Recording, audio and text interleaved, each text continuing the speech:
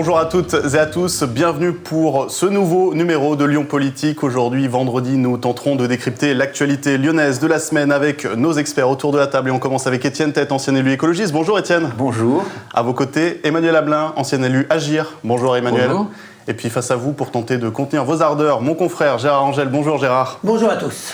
Le sommaire, avant de débuter, nous évoquerons cette semaine les sujets suivants. Congé paternité de Grégory Doucet. Le maire est-il un père comme les autres? Marché du Ramadan autorisé à Vaux-en-Velin. Est-ce du clientélisme ou du vivre ensemble de la part d'Hélène Geoffroy? Et puis Laurent Wauquiez a entrouvert la porte à 2022. Est-ce que c'est une ambition logique ou bien de l'irrespect pour la région et ses habitants? On commence bien sûr par transmettre nos félicitations aux deux parents, Grégory Doucet et sa compagne, qui ont accueilli ce mercredi matin une petite fille.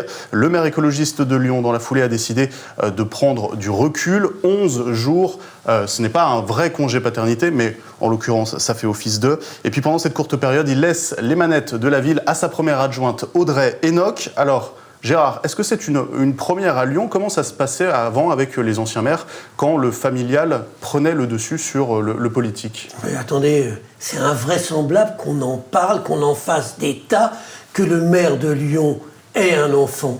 Moi, très bien. Qu'il décide de prendre quelques jours pour s'occuper de son enfant. Très bien. Mais qu'il aille nous expliquer ça sur les réseaux sociaux et qu'il en fasse tout un tas, je trouve ça invraisemblable. C'est vraiment la preuve que nous vivons aujourd'hui dans un monde d'apparence où on croit qu'il faut étaler sa vie privée sur les réseaux sociaux. Tout ça me désespère, et que le maire de Lyon se livre à ce petit jeu, c'est pitoyable. Jusqu'à présent, il avait quand même gardé sa vie privée très secrète. Là, il verse dans la bipolisation, selon vous? Alors après, on parle de congé parental, c'est n'importe quoi. Quand on est élu, c'est pas un métier, c'est une fonction. On n'a pas de salaire, donc congé parental, non, il n'aura pas d'indemnité, puisque de toute façon, quand il est à la mairie, quand il est maire de Lyon, il a une indemnité. Quand il prend des vacances, quand il est absent, il touche son indemnité. Là, il a décidé de prendre du recul, très bien, il touche son indemnité. Qu'il arrête de nous dire qu'il prend un congé parental, il fait ce qu'il veut de sa vie, ça ne nous intéresse pas. Il ferait mieux de s'occuper, si c'est vraiment, il sait pas quoi faire, de s'occuper de tous les sujets qui intéressent les Lyonnais, la circulation et bien d'autres. Mais je pense qu'Étienne Tête va voler à son secours pour essayer de nous dire que c'est le meilleur des hommes. Oui, Étienne, est-ce que vous applaudissez cette décision? Il y a d'abord une rectification de pur droit. Je ne sais pas comment il le gère à titre personnel, mais le droit, nous on s'est battu, un certain nombre d'élus, pour que les indemnités d'élus, il faut savoir qu'au 19e siècle, au début du 20e, c'était des mandats gratuits et seuls les riches pouvaient se faire élire. Donc il faut un statut de l'élu.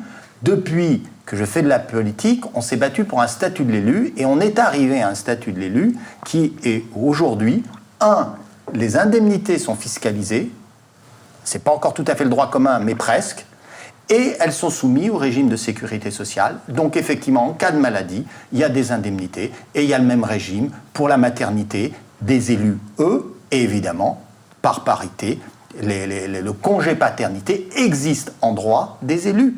Donc c'est une erreur de droit que vous... Alors, vous êtes en train de me dire... Je ne sais pas s'il va les utiliser. Attendez, mais vous êtes en train de me dire... Je ne sais pas s'il les utilise, mais je sais qu'on s'est battu pour qu'il y ait un régime, et je vais même plus loin. On n'a pas encore réussi sur un point, c'est qu'à un niveau de parlementaire, vu le niveau de rémunération, je pense qu'il ne devrait pas avoir d'autres revenus du travail. Un petit mot, Étienne. Ce que nous avons réussi, ce que nous n'avons pas encore réussi. Alors ça, je ne le savais pas. Je vais parler de la vie privée. Un tout petit mot quand même, oui. puisque vous voulez le défendre. Il gagne 8 000 et quelques euros par mois comme maire de Lyon, et moi je trouve que c'est tout à fait normal de payer les gens qui ont des responsabilités importantes. Il a diminué de 1 000 euros son indemnité par rapport à Gérard Collomb. Mais c'est pas le problème. Le problème, pour il est pas pouvoir en là. donner un peu plus aux autres. Comme il prend un congé paternité, il va rendre... Il ne prend pas un congé paternité. Ah bon, parce que s'il prenait un congé paternité, il aurait le droit aux indemnités légales qui sont plafonnées. Vous êtes un spécialiste là-dessus, à 3 000 et quelques euros par mois, c'est ça? Mais je ne sais pas comment il le met en œuvre. En tout cas, les indemnités qu'il peut prendre, etc. Et je ne sais pas si Gérard Collomb, quand il est tombé malade, est-ce qu'il a été sous un régime juridique ou sous un autre juridique? Il y avait déjà droit. Alors après, on parle de la communication. Il y a des gens qui, en communication, au moment de leur vie privée, quel qu'il soit, maladie, maternité ou autre, décident de montrer « je suis un indispensable, personne ne peut se passer de moi, et sur mon lit d'hôpital, je fais venir jusqu'à mes collaborateurs qui viennent dans les hôpitaux pour traiter les dossiers soi-disant urgents. Voilà, et on a vu ça avec un certain nombre d'élus. On se souvient de Ségolène Royal j'avais donné l'exemple qui a fait ça et qui a accueilli les journalistes dans la maternité au moment de la naissance. Bon, il y a des instrumentalisations d'un message qu'un certain nombre d'élus veulent faire passer. Il a plutôt envie de faire passer le message que même quand on est maire de Lyon, on est quelqu'un comme tout le monde et on a à respecter, j'allais dire, cet événement important qu'est la naissance, et que l'avenir de demain, c'est qu'effectivement, il y ait des congés paternité pour que la paternité et la maternité soient traitées de la meilleure façon, la plus égalitaire, au moment de la naissance. Donc réjouissons-nous d'une naissance, c'est le message qu'il a envie de faire passer. Après, on peut le discuter, son message. Moi, je trouve qu'il est moins mauvais que ceux qui font venir sur leur lit d'hôpital les collaborateurs en disant « je suis totalement quelqu'un d'indispensable ». On a vu les cimetières, j'allais dire, encombrés d'indispensables.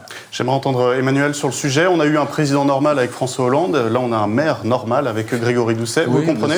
J'allais rebondir justement là-dessus. C'est qu'on est tout à fait dans le principe du président normal. Et quand on a une fonction de président, on n'a pas une fonction normale. Donc on n'a pas à être normal. Et pour un maire, c'est pareil. Qu'il prenne son congé paternité, ça le regarde. Qu'il ait des enfants, on est tous très heureux pour lui. Il n'y a aucun problème. Mais communiquer dessus, ça veut dire en faire un acte politique. Et c'est ça que je dénonce. Moi, je n'ai pas besoin de savoir que le maire, il prend un congé parental. Quand on fait de la politique, on le sait, on n'a pas de soirée, on n'a pas de week-end. C'est un engagement qui est lourd, qui est important. Pourquoi n'avez-vous rien dit quand Sarkozy a divorcé et quand Philippe Cassa s'est marié ? Cher Étienne, vous avez le talent pour couper la parole aux gens, alors qu'on est très respectueux. J'ai pris ce défaut en vieillissant, je suis désolé. Mais ça, c'est le défaut de certains politiques, malheureusement. Non, je veux dire par là, c'est qu'il en fasse un acte politique, ça, je ne suis pas d'accord. Un homme politique, on peut discuter de son statut, on est tous d'accord sur le fait que le statut du politique devrait évoluer. On n'est pas forcément d'accord sur la manière dont il devrait évoluer, mais effectivement, il faut qu'il y ait un statut qui clarifie les choses. Mais qu'on demande à un maire de Lyon de nous dire que c'est un maire normal, que c'est une fonction normale, non. Ce n'est pas une fonction normale. En politique, ce n'est pas une fonction normale. On travaille le week-end, le soir, tout le temps. On n'a pas besoin de dire « moi, je m'arrête 11 jours pour prendre un congé parental ». À la limite, je dirais, il le ferait. Ça le regarde et ça ne poserait aucun souci. Il pourrait lever le pied sans forcément communiquer dessus et tout le monde serait content. Mais là, il communique dessus. C'est-à-dire que là, il veut vraiment faire passer un message politique sur lequel je ne suis absolument pas d'accord. Il veut aussi mettre en avant le congé paternité pour le promouvoir. C'est louable. Oui, enfin bon, c'est pas de son rôle. Que ce soit un parlementaire ou un ministre qu'il le fasse, oui, parce que ça dépend du législatif, mais le maire de Lyon qui nous fait la promotion du congé parental, mais ça nous fait éclater de rire. Enfin, effectivement, on a quand même d'autres problèmes à Lyon. Et quand je vois ce sur quoi il communique depuis qu'il est arrivé à la mairie, je me pose de vraies questions. C'est-à-dire qu'on communique sur des choses qui n'ont absolument aucun intérêt. On a eu l'occasion d'en discuter sur ce plateau. Non, mais alors là, c'est le pompon. Je fais quand même une parenthèse. Oui. Il y a quand même un sacré chemin, puisque une des seules choses sur lesquelles Michel Noir m'a donné raison, ça a été sur les droits sociaux des salariés de la communauté urbaine de Lyon pour qu'ils soient traités à parité avec les femmes au moment de la naissance. Voilà, donc mais ce sont les salariés. On voit que c'est un long chemin, et moi je partage ce que vous dites, c'est un long chemin pour montrer qu'effectivement, si on veut l'égalité entre l'homme et la femme, il faut montrer qu'aussi, au moment de la naissance, il y a un rôle du père et un rôle de la mère. Étienne Tête, ça n'a rien à voir. C'est des congés paternité. Mais ça, attendez, vous parlez des fonctionnaires et des salariés quand vous aviez le rhume et que vous étiez élu, vous ne faisiez pas un communiqué de presse pour expliquer que on est malade, il faut rester chez soi. Non, mais arrêtons. J'ai dit autre chose, j'ai dit n'annoncez pas à mes ennemis que je suis hospitalisé, ils se réjouiraient trop tôt. Allez, pour conclure sur le sujet, un mot autour de la table sur Audrey Hénoch, qui prend la lumière, qui dirige actuellement la ville. C'est l'adjointe aux finances. Elle a un CV très solide dans les administrations territoriales. Gérard, qu'est-ce que vous en pensez ? Elle est charmante d'abord, elle est charmante sur le plan du contact humain, c'est quelqu'un d'agréable, c'est quelqu'un dont nul ne nie les compétences, elle les a clairement, et puis c'est quelqu'un qui ne nous fait pas des histoires comme le maire à communiquer sur des histoires sans intérêt. Je trouve ça très bien que ça se passe avec elle, et puis demain, elle sera peut-être appelée à occuper d'autres fonctions, très bien. C'est, je pense, une femme de talent, de qualité. Elle est femme, tant mieux, mais elle serait un homme, c'est exactement la même chose. Moi, je ne fais pas de différence en matière de compétences si j'ai une femme ou si j'ai un homme. Hein, aujourd'hui, Madame Audrey Hénoch est plutôt quelqu'un avec qui on a envie de parler. Le maire de Lyon, on n'a pas bien envie de parler avec lui. D'ailleurs, il n'a pas envie de parler avec nous puisqu'il ne vient pas. Étienne, vous la connaissez depuis un certain temps ou finalement elle gravite autour des sphères écologistes depuis l'année dernière ? Moi, je ne la connais pas beaucoup. Ouais. Elle est compétente. Et moi, je n'ai pas d'observation. C'est très bien.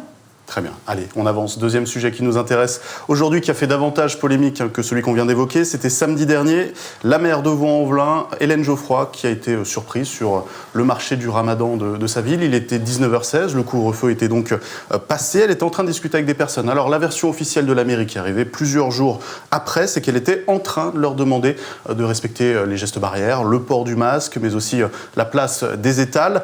Emmanuel, premièrement, est-ce que vous comprenez qu'on ait pu autoriser ce marché du ramadan qui n'était finalement pas du tout encadré? On peut l'autoriser à partir du moment où il est respectueux des règles.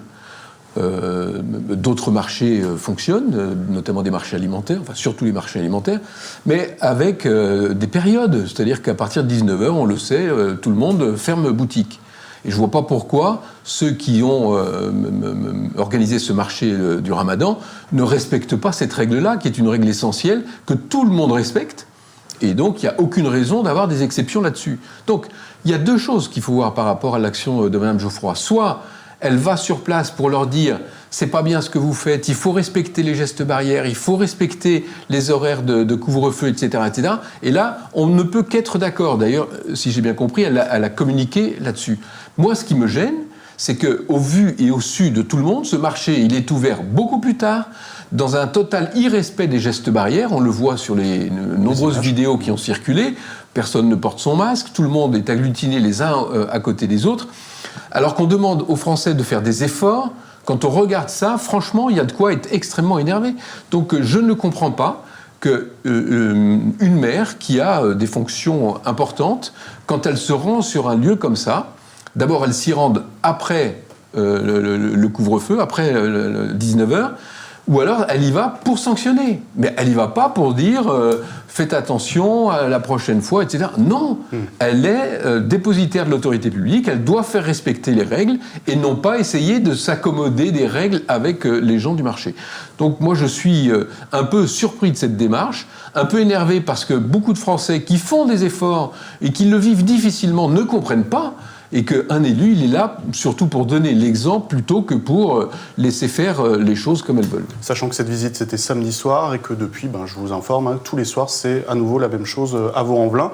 Je voulais vous faire réagir sur une phrase d'Hélène Geoffroy, je vous la lis. « Il est évidemment du devoir d'un maire et de ses adjoints de veiller du mieux possible à la bonne marche de la ville en toutes circonstances. » Étienne, pour vous, cette phrase, elle respire le vivre ensemble ou le clientélisme ?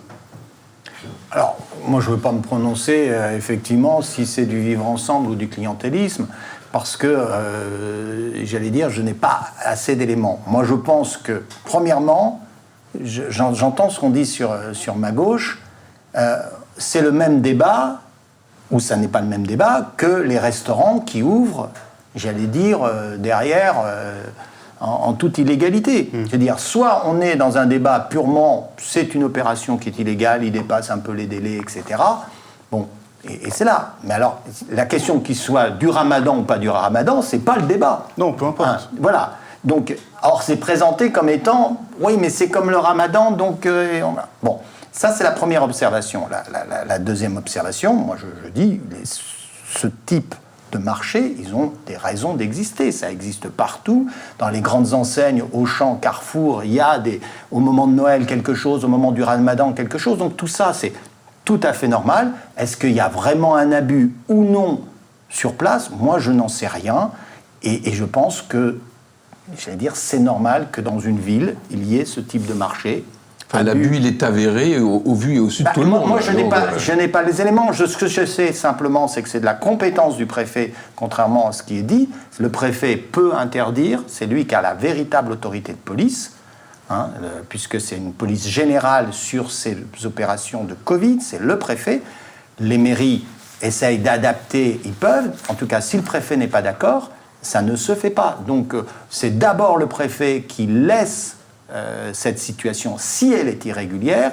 Est-ce qu'elle l'est beaucoup ou est-ce qu'elle est dans la tolérance? Moi, je n'en sais rien. Voilà. Gérard, vous voulez répondre? Il y a deux choses sur lesquelles je voudrais revenir. Et je suis entièrement d'accord avec ce qu'a dit Emmanuel Hamelin. Entièrement. J'aurais dit la même chose à votre place, avec moins de talent, bien sûr. Mais j'aurais dit la même chose. Une vacherie viendra après. Trêve de plaisanterie. Restaurant. Attendez, comment vous comparez les deux? Les restaurants clandestins, quand on les prend, on les sanctionne, on sanctionne les clients et en plus on leur retire les aides. Alors, on devrait faire la même chose sur les marchés. Deuxième chose que vous avez... On les a pas tous sanctionnés. Tous ceux qui ont été pris ont été sanctionnés, monsieur Tête. Deuxième chose, monsieur Tête, vous parlez du préfet qui a pouvoir... Très bien pour autoriser ou interdire. Mais le respect du couvre-feu, Madame Geffroy, elle a fait quoi? Elle est allée avec la police municipale. La police municipale, elle a pouvoir de sanctionner. Je suis désolé, mais dans ce cas-là, fallait sanctionner à la fois, comme dans un restaurant, les commerçants qui vendaient parce que c'était illégal et les clients qui étaient dehors après le couvre-feu parce que c'était illégal. Arrêtons de nous amener ça sur le fait du ramadan. Je suis désolé, que ça soit le ramadan ou autre chose, il y a des règles, elles doivent être respectées par tout le monde. Quand un restaurant ne les respecte pas aujourd'hui, eh bien il y a des poursuites. Et quand la police intervient dans la rue en voyant quelqu'un qui est dehors après 19h et qui n'a pas d'autorisation, elle est sanctionnée par une amende. Et moi, je suis pas sûr que les ministres aient été sanctionnés quand ils ont fait des erreurs au niveau du Covid. Mais bon, ça c'est après. Non mais attendez, vous mélangez tout. Mais non, je croyais que vous étiez avocat. Un avocat s'appuie sur des pièces, monsieur. Justement, non, il n'y a pas de pièces là. Vous avez lancé. Vous venez de justifier que je ne peux pas en dire plus sur un dossier. Mais vous en avez déjà dit beaucoup trop. Alors, moins que vous. Allez, justement, on écoute Emmanuel. Oui, moi je pense aussi qu'il y a une responsabilité. Alors évidemment des autorités, de la maire incontestablement. Je pense que le préfet aussi devrait essayer de sanctionner ou de faire respecter en tout cas, parce que donner une autorisation pour un marché c'est une chose, mais faire respecter les règles c'en est une autre. Et là effectivement le préfet aussi a une part de responsabilité. Ceux qui ont aussi une part de responsabilité, c'est la communauté musulmane qui organise cette manifestation. Pourquoi ? Parce que les gens, quand ils regardent ça, ils disent... On rentre dans le terrain du communautarisme, et ça c'est dangereux. Parce que certains vont dire et utiliser ce problème-là en disant « Regardez, il y a une communauté qui a d'autres règles que celles qui sont imposées aux autres. » Et ça va retomber encore sur la communauté musulmane, et ça je trouve ça dommage. Et je pense sincèrement que les autorités musulmanes, en tout cas peut-être les organisateurs de ce marché-là, devraient être très attentifs à ce genre de problème parce que ça se retourne forcément contre eux. Et là, je pense qu'il y a aussi un amalgame qui va peser, on va dire, par rapport à ce problème-là. Étienne disait tout à l'heure, et je suis d'accord, il ne faut pas en faire une histoire de religion, de communauté ou de choses comme ça. On est bien d'accord. Là, on parle de tous les marchés. Il se trouve que c'est le marché du Ramadan. Donc là, les autorités musulmanes devraient, là aussi, intervenir pour faire respecter les règles, parce que la communauté musulmane doit aussi respecter les règles. En tout cas, toute cette effervescence vaudaise pourrait bientôt être un lointain souvenir pour Hélène Geoffroy, puisqu'elle rêve de revenir à Paris. Elle candidate pour être premier secrétaire du Parti Socialiste si le congrès de Villeurbanne se tient un jour. Et ça me permet de faire la transition sur notre troisième sujet, puisqu'on se pose la même question avec Laurent Wauquiez. Dans 2 mois, nous voterons pour les élections régionales en Auvergne-Rhône-Alpes. Le président LR tentera de conserver son siège, et pourtant... La rumeur enfle, lui-même en parle. 2022, la présidentielle, il y penserait en se regardant dans la glace. Gérard, est-ce qu'il a une chance de fédérer la droite, ce qu'il avait totalement raté lorsqu'il était à la tête des Républicains. Alors, je voudrais dire deux choses. D'abord, sur Hélène Geffroy, même si elle était élue demain présidente... Premier secrétaire. Patronne du Parti Socialiste, elle resterait maire. Donc, elle ne quitterait pas Vaux-en-Velin, elle resterait maire d'abord parce qu'il n'y a pas incompatibilité du tout, et tous les premiers secrétaires ont toujours gardé leur mandat. En ce qui concerne Laurent Wauquiez, qui aujourd'hui, si on en croit les sondages, bien que un sondage n'est qu'un sondage, et avec la crise sanitaire que nous vivons actuellement, nul ne sait quelle sera la participation, et on n'est probablement pas à l'abri d'une énorme surprise, mais aujourd'hui, Laurent Wauquiez apparaît comme incontestablement le favori de cette élection. Reste que je ne comprends pas pourquoi Laurent Wauquiez, alors qu'il a une campagne et qu'il doit la faire, la campagne, et nous expliquer ce qu'il a fait, ce qu'il a bien fait à la région, et ce qu'il veut faire demain encore pendant les 6 années qui viennent, se met à nous parler des élections présidentielles. Il est toujours à côté de la plaque, il est toujours en train de penser à autre chose.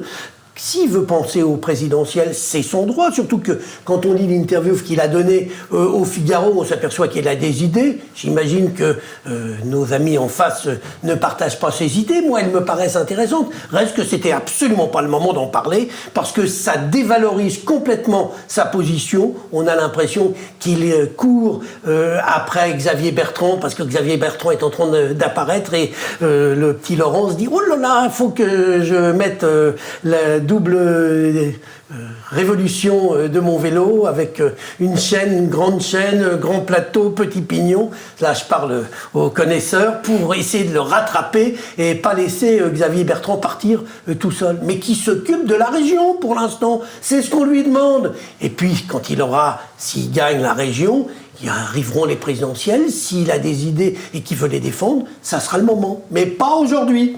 Emmanuel, vous ne portez pas Laurent Wauquiez dans votre cœur. Il est en partie responsable de votre départ des Républicains. Qu'il ambitionne de revenir dans la lumière nationale, ça vous étonne ? Alors, d'abord, je n'ai rien contre Laurent Wauquiez. C'était sur la ligne politique qu'il incarnait. Et je le rappellerai, c'est aussi parce qu'il ne vous a pas donné la investiture législative. On a déjà eu ce débat-là, mais je suis parti bien après ce problème-là. Mais j'aime le rappeler. Oui, je sais. Non, mais ce que je veux dire par là, c'est que... au-delà de son bilan à la tête de la région, au-delà de ses idées qu'il n'a pas encore posées sur le projet qu'il porte pour la région, effectivement, je suis d'accord avec Gérard, c'est que aujourd'hui, il communique sur un positionnement présidentiel. Moi, je suis d'abord très surpris, je ne comprends pas, je trouve ça d'une maladresse totale. Les gens, ils sont quand même attentifs à leurs élus. Quand on se présente à une élection régionale, on a envie d'entendre parler des régionales. Et là, en réalité, il est en train de montrer son visage, c'est-à-dire qu'il n'utilise cette élection régionale et cette institution régionale que pour accéder à des ambitions présidentielles. À ce moment-là, les choses doivent être posées. C'est clairement ce qu'il est en train de faire, en prenant le risque de décevoir un certain nombre de ses électeurs qui diront non, moi je vais voter pour quelqu'un qui va s'intéresser à la région plutôt qu'à autre chose. Et ce risque-là, aujourd'hui, il est patent, non pas simplement pour Laurent Wauquiez, mais on le voit aussi pour Xavier Bertrand, qui est exactement dans la même situation et qui utilise une élection ou un mandat pour satisfaire une autre ambition. Moi, je dis que il n'y a rien de mieux pour faire fuir des électeurs, pour désespérer éventuellement des électeurs et les envoyer vers d'autres listes ou d'autres candidatures. Je trouve ça très dommage et pour moi, totalement incompréhensible. Étienne, vous êtes d'accord avec Emmanuel ? C'est du pain béni pour les écolos ? Alors, je pense que ça n'a pas beaucoup d'influence électorale, mais en revanche, je ne vais pas rajouter un troisième éloge funèbre aux deux que je viens d'entendre et que je partage. Évidemment, c'est une mauvaise image de l'idée qu'on se fait de la politique, en tout cas en tant que citoyen, de se dire qu'il participe à une élection, pas pour être vraiment président de la région, mais pour se servir de tremplin à ses ambitions personnelles de président de la République potentielles. Voilà, c'est pas bien. C'est pas bien. La vraie question, c'est qu'aujourd'hui, la région n'est pas visible. Ce que fait la région, il y a un clientélisme important où il arrose, et notamment on a vu à combien il a arrosé les chasseurs, Hein, c'est dans les médias, ça au moins on sait qu'il arrose les chasseurs. Évidemment, c'est pas notre position. Hein, je veux dire, les destructeurs de l'environnement, c'est pas notre position.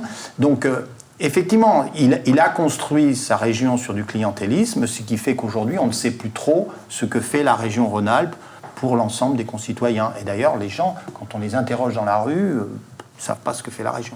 Étienne Tête, vous êtes de mauvaise foi. Il a fait beaucoup de choses. Il a déjà baissé les frais de fonctionnement. Il les a baissés de façon très importante, ce qui a permis de dégager des marges de manœuvre. Je voudrais terminer. Des marges de manœuvre qui ont permis d'investir. Et à Lyon, on est à Lyon aujourd'hui. C'est grâce aux marges de manœuvre qui ont été obtenues à la région qu'on a sauvé le musée des tissus, que vous, avec votre ami Gérard Collomb, voulez fermer sans tenir compte du fait que c'est un joyeux culturel de la ville.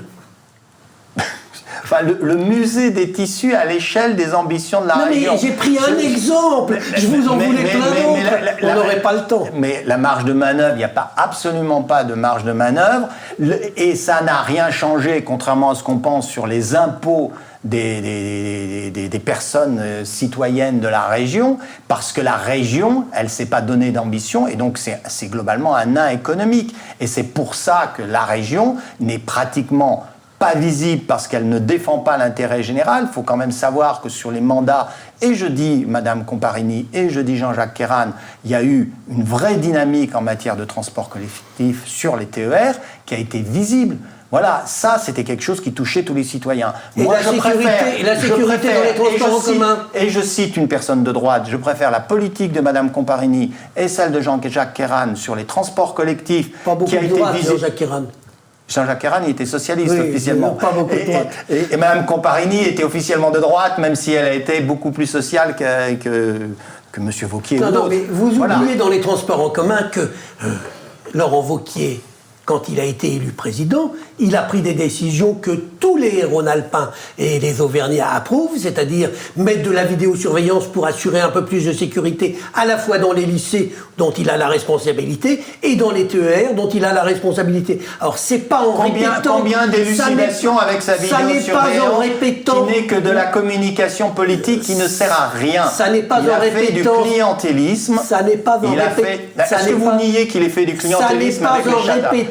Voilà. Ça n'est pas en répétant. Qu'il arrose les chasseurs. Mais il a donné des subventions aux chasseurs. Vous avez le droit de ne pas être d'accord. Je ne suis pas chasseur.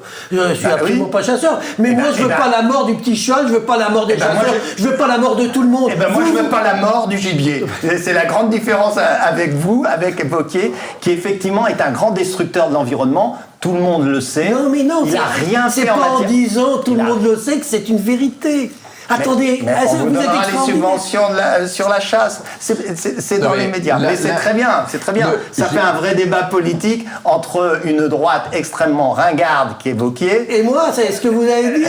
Et effectivement, l'innovation aujourd'hui, qui est la protection de l'environnement et pas de défendre les chasseurs, qui sont une image du passé. Bon, là, la question ne se pose pas en ces termes, hein, excusez-moi, mais on le sait, un bilan n'a jamais fait une élection. Et le bilan de Laurent Wauquiez, quel qu'il soit, ben oui, je suis désolé, une élection, elle se fait beaucoup plus sur un projet. Et aujourd'hui, le seul projet exprimé par Laurent Wauquiez, il est présidentiel. Alors que les élections régionales sont dans 2 mois. Donc c'est là où il y a une incohérence, où il y a une incompréhension d'ailleurs, même de beaucoup de personnes. Après, personne n'a de programme, hein, les autres candidats non plus, il n'y a pas de proposition forte, on a beaucoup de Wauquiez bashing. Non mais Laurent Wauquiez est le sortant. Ouais. Donc la moindre des choses, c'est que lui, il a, compte tenu de son bilan d'ailleurs, mais il a tous les éléments en main pour communiquer sur la manière dont les choses vont évoluer par rapport à ce qu'il a fait. Il fait une campagne à la Gérard Collomb, selon vous ? De se reposer sur son bilan et écoutez, je n'en sais rien. Pas donner une vision pour le prochain mandat ? Pour le moment, je ne connais pas la vision qu'a Laurent Wauquiez sur les élections régionales.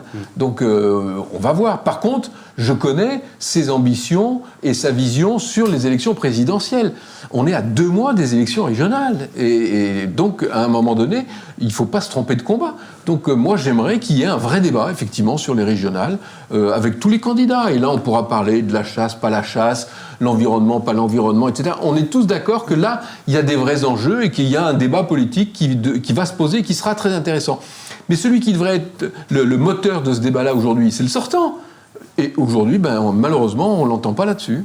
Allez, on arrive au terme de cette émission. Je vous remercie d'avoir été fidèle à ce rendez-vous. Je vous souhaite un bon week-end, une bonne semaine et je vous dis à vendredi prochain.